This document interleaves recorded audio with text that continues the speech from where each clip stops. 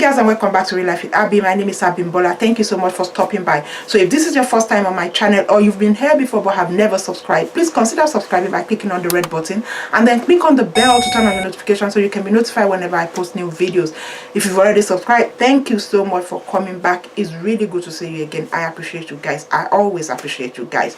It appears things are changing in our country and women are now being favored by the judicial system in Nigeria. So I bring you this story with the caption, "Divorce your wife, lose your house to her, or your court rules." And the story goes, a woman that has children for her husband and had married him before a house is built has the right to live in the house with her children even after divorce under the provisions of the Married Woman Property Act 1882, a court held in Ibadan, Oyo State. The belief that patriarchy is so entrenched in the Nigerian system and women have no rights, even under the law, has been proved to be an erroneous one, majorly propounded by those ignorant of the rights provided under the law. The court said in a landmark judgment, the provisions of the Married Women Property Act 1882 formed the basis of the pronouncement of the Chief Judge of Oyo State, Justice Muntala Abimbola, on Friday in a property suit between a divorced couple, Toyin Arajulu, formerly known as Mrs. Toyin James, and her former husband, Mr. James Monday. The court held that a husband who marries a wife and builds a house during the pendency of the marriage stands the risk of losing that house if he later divorces the woman who had children for him, unless such woman of her own volition leaves the matrimonial home. Justice Abimbola, while ruling on the matter, emphasized what is known in law as the palm tree justice, which indicates that it does not matter in whose name the property stands or who pays what on the property and in what proportion, as determination of such matters transcends all rights, legal or even equitable, but simply what order is fair and just in the circumstances of the case. Citing the case of Holmes versus Home, 1962, 1 WLR 1124 at 1128 section 17, Married Woman Property Act 1882, which is a statute of general application. Toyin Arajulu had filed the suit against her ex-husband, Monday James, who she married under native law and customs in 1997 and for whom she had 4 children.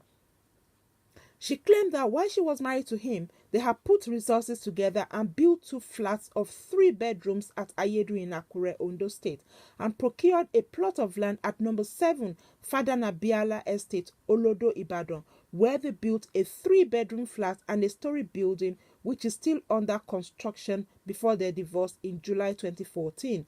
She averred that before the divorce, her husband had moved out of their matrimonial home in Olodo, but only came constantly to try to forcibly eject her and the children, usually accompanied by thugs who attacked her and her children.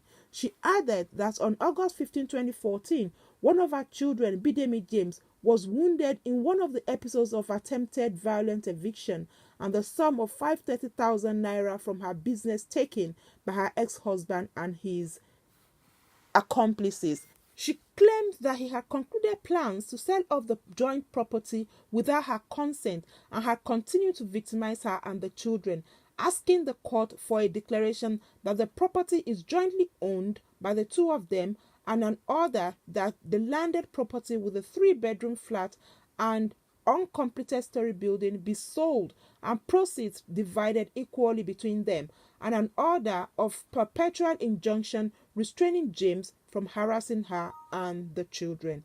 In his counterclaim and defense, the ex-husband stated that when he bought and constructed the Akure property, his wife was a full housewife and had no contribution to the project, adding that the situation was the same for the Ibadan property, as his wife only signed as a witness as she had no job and only depended on what he gave her to take care of the children when he traveled out of the country. According to him, she was only trying to fraudulently take over his property, adding that her claims were vexatious, gold digging, and an abuse of court process. He also asked the court to declare that the receipts of purchase his ex-wife presented were forged and that she should vacate possession of the property, which she had refused to give up despite service of statutory 7 days owner's intention to recover possession and perpetual injunction restraining her from occupying the building. So the story continues. Justice Abimbola, while ruling on the case, held that the landed property at number 7 Fadana Biala Estate, Olodo, Ibadan, together with the 3-bedroom flat and uncompleted story building, is jointly owned by the two.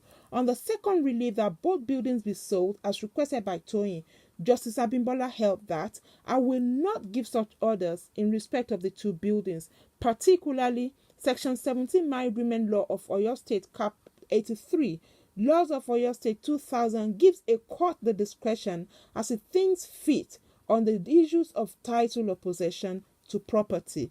Section 18 also enjoins the court to treat such property as a joint property if the issue has to do with the maintenance of a matrimonial home. My order to this effect is that the completed 3-bedroom flat on the land be retained as the matrimonial property, and the 4 children are entitled as beneficial owners by way of resulting trust created for them by their parents. The mother, as long as she remains unmarried, is directed to be in possession undisturbed in order to take care of her children. The uncompleted story building is ordered to be sold by both parties and the proceeds divided in equal share. The half share shall go to the wife for the maintenance of the children. A divorced wife has no business being maintained, Justice Abimbola held. So, the court also restrained James from harassing Toyin any further or disturbing the quiet possession of the property by her and the children, holding that the rationale is that a husband who marries a wife and builds a house during the pendency of the marriage stands the risk of losing that house if he later divorces the wife who had children for him, unless such woman of her own volition leaves the matrimonial home. Also, a divorced woman is not entitled to any maintenance allowance but maintenance of the children by way of settlement. So that's the story, guys. Is Nigeria actually taking a cue from the Western world? Is this the way forward for Nigerian women, or is this just going to be a one-off positive outcome for a divorced woman in Nigeria? Time will tell. You know, in Nigeria, women have no rights when it comes to the issue of divorce. When the marriage breaks down in Nigeria, the woman is the one that gets sent out of the house with her children with no maintenance allowance at all. She's left to fend for herself and the children. It does not matter if the man was as wretched as a church rat when he met the woman, and they've gone through all sorts together before fortune smiled on the man and he became successful, or at least comfortable, not if not very rich, at least comfortable. The past is forgotten by them completely, and the woman ends up living with practically nothing to her name, just the children. And then she has to start fending for the children. She has to start running around looking for money, looking for ways to take care of those children, to make sure they go to school, get fed and all that. So in the Western world, I can speak of the UK, the US and Canada and some other places, the woman is protected by the law. If the marriage breaks down, the woman tends normally to be the one to stay in the house with the children and the man moves out, except the couple come to some kind of arrangement as a matter of choice. Otherwise, the woman and her children are protected and don't end up on the street. The man will be made to pay child support and so on. Although some men find a way of getting out of paying child support by manipulating the law, but if the law catches up with them, then they are in trouble. Although, guys, some women abroad tend to misuse this opportunity just to punish a man at times. They can make up stories to discredit the man and actually provide false evidence to get him out of the house. There has been so many cases. There has actually been cases in the US where the men had already made their money, bought their properties and made something out of their lives, and then they've decided to go back to Nigeria. They thought it was a good idea for them to go to Nigeria and get wives that they feel have not been exposed to the world according to them. So they marry these women and then they bring them to the US. You know what we sometimes call imported wives? That's what I'm trying to describe here. Things have gone seriously wrong after a while. So the women have gone to school, most times studied nursing, and by the time they are used to the new environment, they start earning a lot of money. These women become nasty, then go come open eyes, as they say in pidgin, or they lajusode as Yorubas will say it, and then they find ways to strip their husbands of all they've acquired ever before they even met them.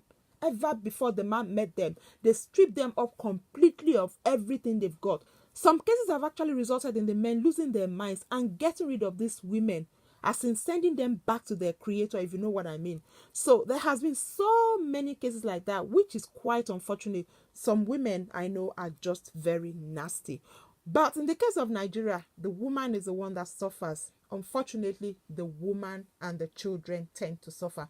Some men can be sensible and provide a feeding allowance for the children, still pay their school fees, despite the fact that they send the wife out and they've married another one or decided to do whatever it is they want to do with the woman.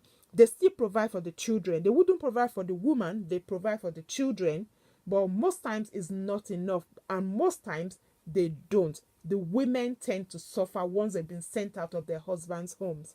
That's what normally happens in Nigeria. So this is a very unusual case. This case is a very unusual case. So guys, is this the beginning of a better future for women whose marriages have broken down beyond repairs? It could be the man decides to marry another woman and send the first one out of the marriage, or the man just gets tired of the wife and can't stand her anymore for whatever selfish reason. Will Nigerian judicial system now start protecting women from such nasty men, or will this case be a one-off? Time will tell. The world is changing really, and it is getting to our country, Nigeria. The change is affecting our country, Nigeria. Hopefully that is the case. Hopefully this is not going to be a one-off. Hopefully this is going to continue. Women become protected when they get sent out of their homes. So guys, what do you say about this story? Let's talk about it in the comment section. Are you happy about this judgment on this particular case, or do you think it is nonsense? Leave your comments in the comment section. Don't forget to like, share and subscribe, and I shall see you in the next video. Thank you for watching. Goodbye.